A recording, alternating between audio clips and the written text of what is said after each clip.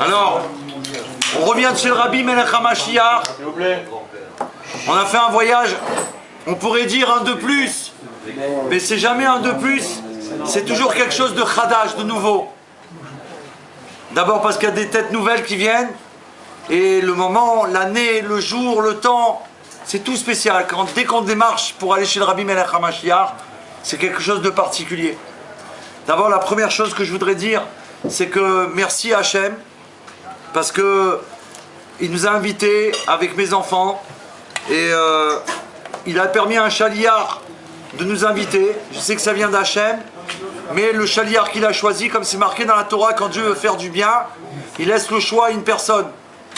Cette personne qui va décider, d'accord? Si on peut dire comme ça, c'est pas Hachem qui l'a choisi, c'est lui qui a décidé, et Dieu lui donne à lui la possibilité de le faire. Donc lui soit béni, lui et sa famille, dans tous les détails, avec la plus grande largesse, comme il y a eu la largesse. Amen. Donc ce voyage, il était très spécial parce qu'on était associé avec le Beth Rabat de Charenton, avec le Rav Israël Nedjar, dont on demande une bracha, qui a été vraiment un guerrier. On a vu là-bas sur place, et qu'il ait une bonne santé pour continuer à faire ce qu'il fait. Déjà le premier jour qu'on est arrivé, on a fait Farbringen le soir, et le Farbringen, on n'a pas pu tenir le Farbringen tellement qu'il y avait de la simra. On a été obligé de se lever de la table du Farbringen parce qu'il y avait les danses, l'orchestre.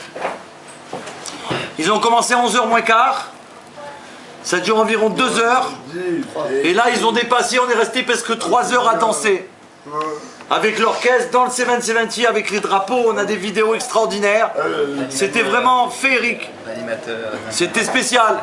En plus, Dan il est monté sur les tables, il a pris le micro, Yosef il a pris le drapeau, il a présenté le drapeau après la soirée.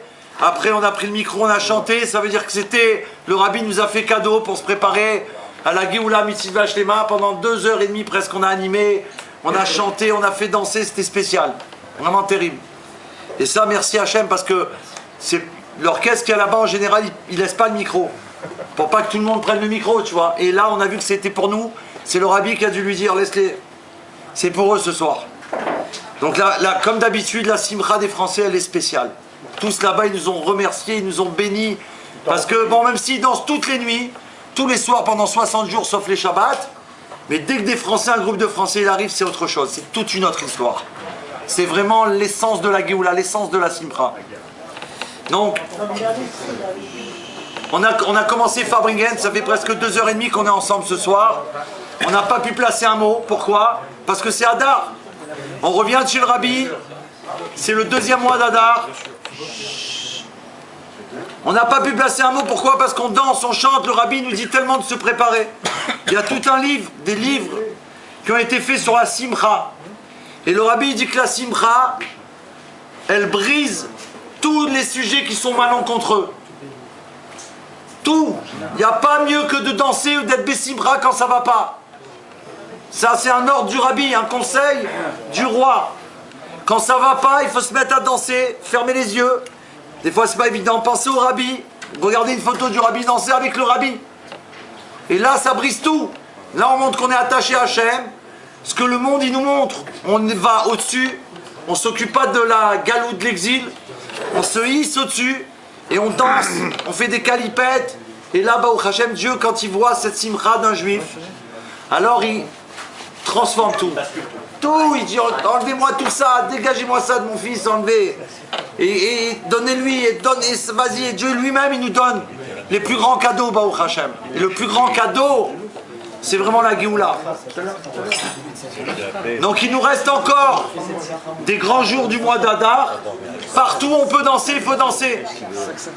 Bientôt il y a Purim. Ce dimanche il y a une grande fête pour Kabbalat HaMalchut pour les femmes à Aubervilliers. Avec un orchestre pour la Géoula. Des danses encore. Dimanche prochain Purim. Dimanche d'après Purim, le mariage de Yosef. Qui est le 21 à Tarbet. Et regardez ce qu'il y a marqué dans ce livre. Il y a marqué dans le livre qu'ils ont édité au Loubet Lubavitch sur la danse, la Simcha de la Géoula.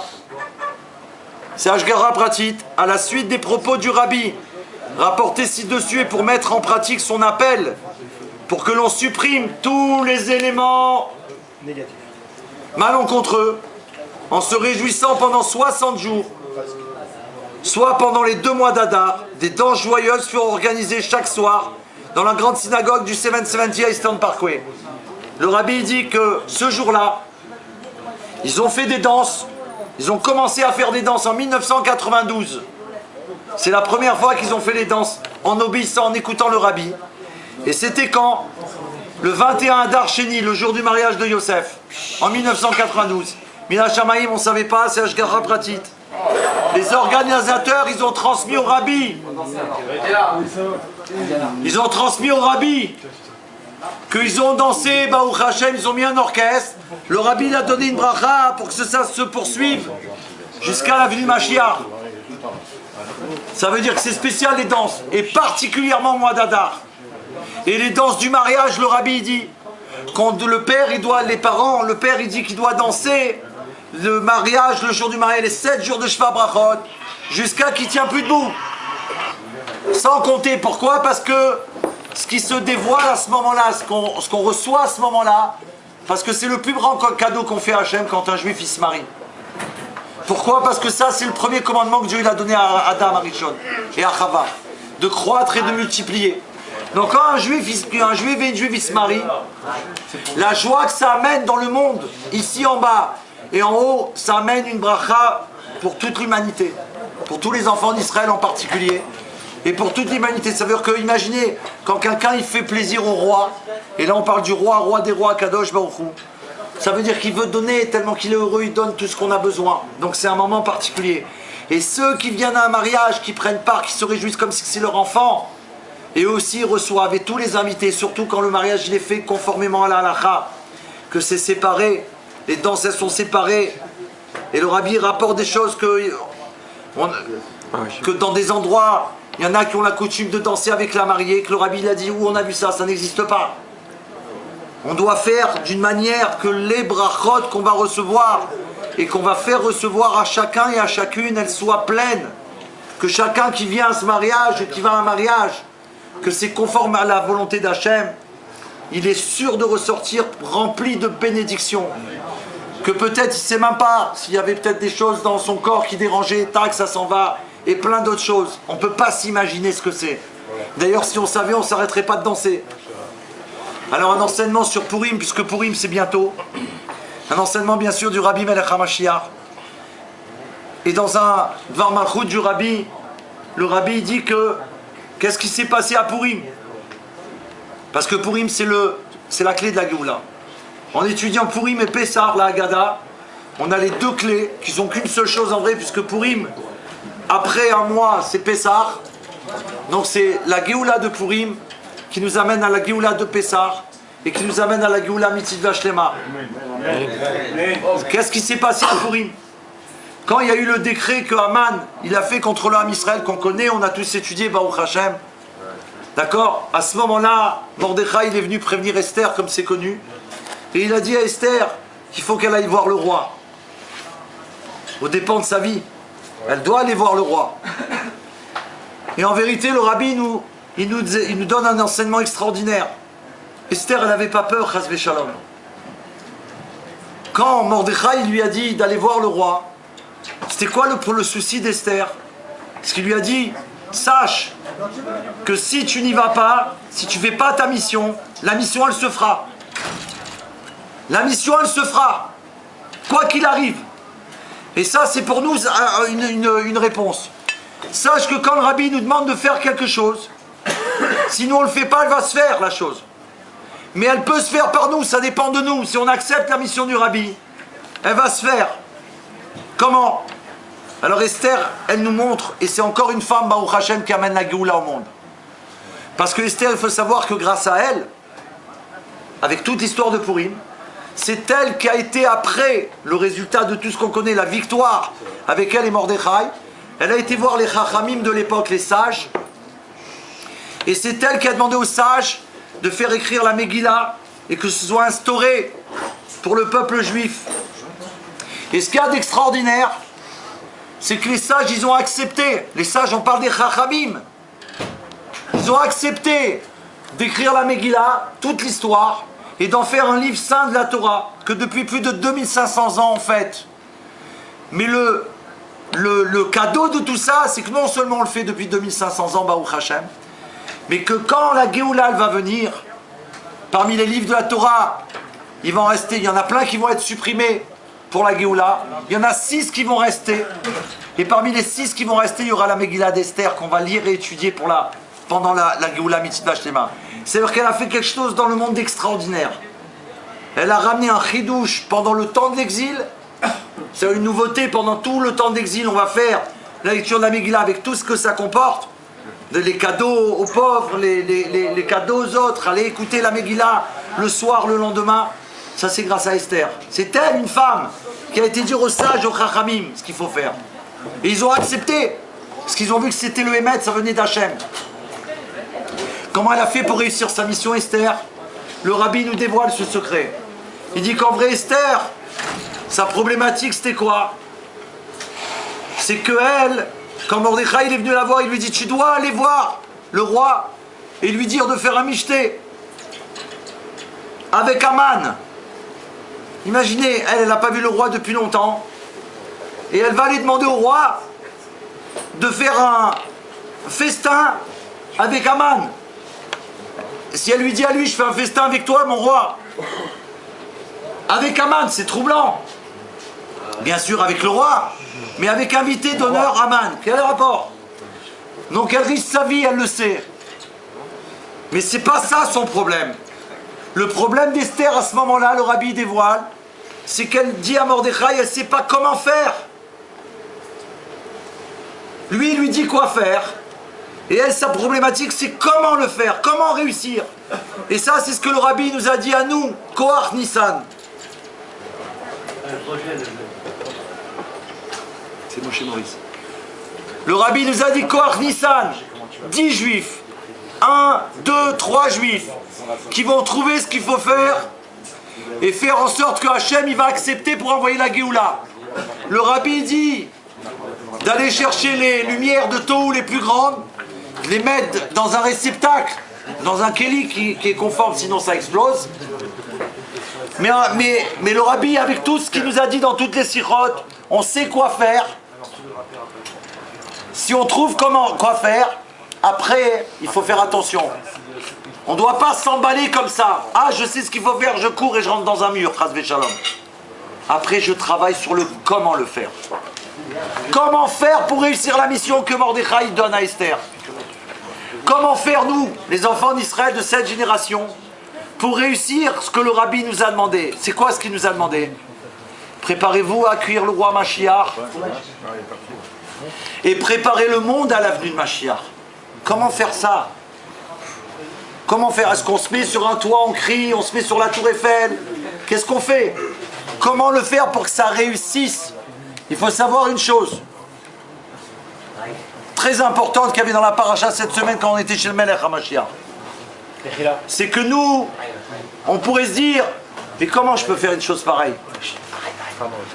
Il faut des milliards, ou des, je sais pas, il faut des moyens, il faut des hommes, il faut du monde. On peut se dire toutes les choses qu'on pourrait se dire. Alors il faut se rappeler l'enseignement qu'il y a dans la paracha qu'on vient de vivre, chez le rabbi en plus nous, qui a terminé le livre, le deuxième livre de Torah, qu'on a fait Chazak, Venit Chazek. Et justement là-bas on prend la force. Dieu il dit à Moshe Rabbeinu dans l'Yom Hamishi, je crois, il dit comme ça, il dit que Moshe Rabbeinu, les enfants d'Israël devaient construire le Mishkan mais ils ne pouvaient pas. C'était impossible à un homme de lever les poutres. Impossible à aucun homme ne pouvait lever les poutres. Et Dieu il a fait ce cadeau à Moshe Rabbeinu parce que lui il n'avait rien fait encore pour le Mishkan, il n'avait rien pu faire. C'est les Bnei Israël qui ont amené l'argent, c'est tout ce qui ont amené de fabriquer tous les ustensiles. Moshe lui il a donné l'ordre de Dieu. D'accord? Et Dieu il va dire à Moshe tu vas le faire. Et Moshe on sait, c'est l'homme le plus humble. Il n'y a pas un homme plus humble que Moshe. Et Moshe direct il va voir Hachem. Il lui dit Hachem, mais il n'y a aucun homme qui peut faire ça. Alors Hachem, il lui répond, vas-y Moshe, mets ta main. Et eux, le monde, il va voir comme si c'est toi qui as porté la chose. Et Moshe, il a écouté Hachem, bien entendu. Il a mis sa main, son doigt, il a marqué son doigt, sous la poutre comme ça, qui était impossible à plusieurs hommes, impossible. Là, il y a des grues aujourd'hui, même avec eux, c'était pas possible. D'accord? Il a mis son doigt et Hachem, il a levé les poutres et il a commencé à construire le Mishkan. Et nous, on regardait Moshe Rabbeinu et on voyait que c'était construit par Moshe. Tout le monde a vu Moshe construire le Mishkan. Donc le Rabbi, qu'est-ce qu'il vient nous rapporter? Si moi, si toi, si nous, on écoute le Rabbi, qu'est-ce qu'on a à faire? On a juste à avancer. On doit mettre notre doigt et c'est Hachem qui va faire le reste. Mais ça, avancer, ça, accepter la mission du Rabbi, c'est nous qu'on doit le faire. Sinon, de toute façon, la mission, elle va se réaliser par quelqu'un d'autre. Et Esther, elle a réussi. Elle lui a dit à Mordechai, ok, maintenant que je sais ce qu'il faut faire, puisqu'il lui a dit, il a aidé. Mordechai, c'est le Rabbi. Il lui dit, comment faire? Vas-y. Si tu y vas pas, ça va se faire quand même. Ça ne veut pas dire qu'elle a peur de ne pas y aller pour se faire tuer, Chas v'Shalom. Elle a peur de louper la mission alors qu'elle est missionnée pour cette mission. Donc nous, on doit avoir aussi cette crainte quand on fait une mission d'Hachem. On doit vouloir la faire comme il faut la faire. Donc là, il faut prier. Il faut supplier Hachem qu'on réussisse la mission, il faut se préparer. C'est le Mishkan qu'on construit, c'est la Géoula, ça veut dire depuis la création du monde. Le monde, il attend après ça. On doit le faire d'une manière la plus précieuse, la plus raffinée, la plus Bessimra, la plus géoulatique qu'il faut, mais sous l'ordre de Moshe. Et on y va en sachant que quoi? C'est pas moi qui va réussir, c'est Hachem qui va me faire réussir. C'est Hachem qui nous fait réussir. Donc la clé, elle est là, ne pas avoir peur de ce qu'il y a à faire, mais il faut y aller, accepter et le faire comme Esther. Parce qu'Esther, si elle a réussi à le faire, elle a donné la force au Ham Israël de réaliser ça. Et là, avec l'aide d'Akadosh Baruch Hu, comme elle a rusé avec Aman, avec Achashverosh, pour faire que ce festin il ait lieu, qu'elle a invité le lendemain un deuxième festin, et là le soir normalement, le soir, elle a invité pour le premier festin au roi, avec Aman il a accepté.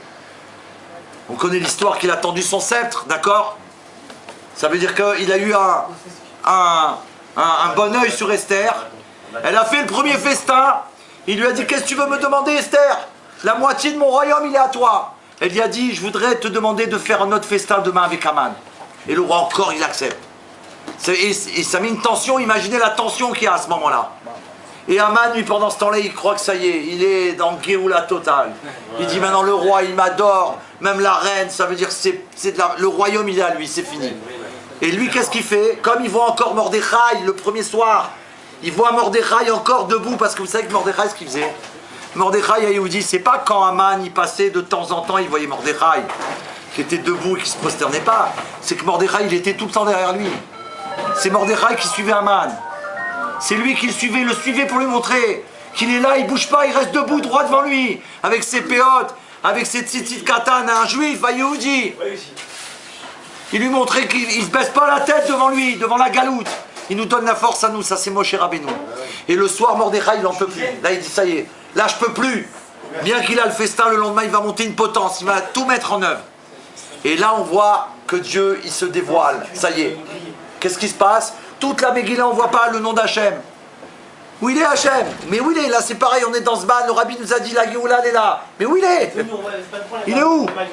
Ils sont où? Hachem, il est où? Moshe, tu nous avais donné le Rabbi, on ne le voit plus. Le Rabbi, il est là. Mais nous, on ne voit plus. Ben, au Hachem, il y a du monde qui voit le Rabbi. On est dans la même situation, grâce à lui. On sait que le Rabbi, il est là. La preuve, on a été voir le Rabbi, ben, au Hachem. Normalement, s'il n'y a plus le Rabbi, qui c'est qui va voir le Rabbi? On prend des photos, des cartes postales, des vidéos en souvenir. On va voir le Rabbi, on continue à aller le voir. Qu'est-ce qui se passe? Dans la nuit où Mordechai, où Achashverosh, il veut tuer Aman, qui monte la potence. Achashverosh, il va dormir, c'est un roi. Mais dans la Megillah, il est comparé à Kadosh Baruch Hu. C'est un jeu avec Hachem et les Bnei Israël. Un jeu. C'est un jeu, mais c'est notre vie qui est en jeu. Qu'est-ce qu'on parle à Kadokor? Achashverosh dedans, il y a marqué dans des endroits son nom, et là-bas c'est rapporté par les commentateurs que c'est Hachem. Et qu'est-ce qui se passe? Il dort, il n'arrive pas à dormir. Il n'arrive pas à dormir, son sommeil il est agité. Ça veut dire qu'il n'est pas tranquille. Un roi qui dort pas, c'est pas normal chez les Abdis, chez les Goïms. Normalement ils ont tout ce qu'il faut. Qu'est-ce que tu veux? Ils ont qu'une seule chose à faire, c'est que dormir. Un juif, comme le roi David Ameller, à minuit il a son harpe, et le vent qui souffle dessus, sur la harpe elle fait une musique, il se lève. Comme un gibor, le Yetzer Hara vient lui dit David, roi David, les rois ils ont le droit de dormir jusqu'à la 3e heure, dors. Il lui dit mais pas un roi qui est attaché à Hachem, il a tellement de choses à faire. Dès la nuit, il dort même moins de 20 minutes David Ameller, il prend des forces et il sert Hachem toute la nuit. Et les Talmidei Chachamim ils viennent étudier avec David Ameller. Ça c'est un roi juif. Achashverosh il n'arrive pas à dormir. Qu'est-ce qui se passe?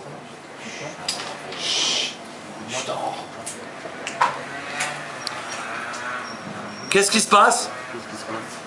Alors là il se réveille, il appelle ses serviteurs. Ça y est, il appelle ses serviteurs.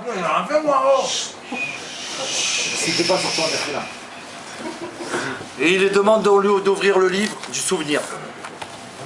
Là-haut c'est pareil, il y a un livre du souvenir. Tout ce qui se passe en bas, ça existe en haut. C'est-à-dire quand Achashverosh, il demande qu'on ouvre le livre du souvenir, c'est parce que là-haut il est ouvert. Et là-haut il est ouvert. Et on lui dit, demande, lis ce qui a marqué. Ashgara pratique, il tombe sur une page, et là-bas il y a écrit qu'un homme, il a entendu un complot contre le roi, il a prévenu la reine Esther, et qu'il a sauvé le roi Achashverosh de la mort. C'est-à-dire que là en ce moment il est vivant grâce à ça. Et il dit et cet homme, et lui continue l'histoire, et cet homme on l'a remercié, je lui ai fait des cadeaux, il n'y a rien, pas de cadeaux. Et là se dévoile tout le mystère, ça veut dire que c'est au moment le plus dur où normalement Haman il doit tuer Mordechai Chas v'Shalom, c'est à ce moment-là que Hachem il se révèle. Comment? Parce que Esther elle a obéi à Moshe Rabbeinu de la génération. Ça veut dire que nous, on doit obéir à Moshe de notre génération. Et même si on arrive dans une période où l'on ne comprend plus rien de ce qui se passe, que c'est apparemment le contraire de la Géoula, on doit savoir que c'est à ce moment-là, le moment le plus terrible, c'est à ce moment-là le plus profond, parce que Dieu, il veut se révéler dans l'endroit le plus terrible, justement. Le plus bas du bas du bas de tous les bas. Et là, ça va être la Géoula Mitzvah Shlema. Hachem, il va marquer sur son livre.